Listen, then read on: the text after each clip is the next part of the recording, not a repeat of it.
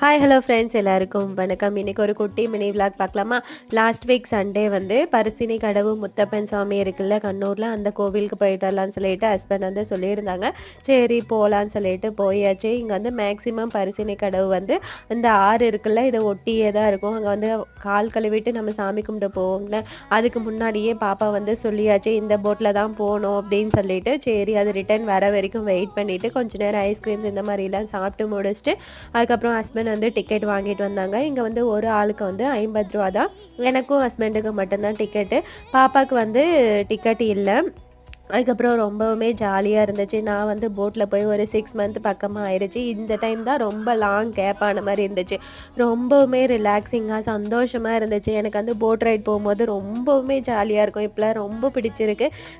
நிறைய நாள் கழித்து போனபோது ரொம்ப சந்தோஷம்.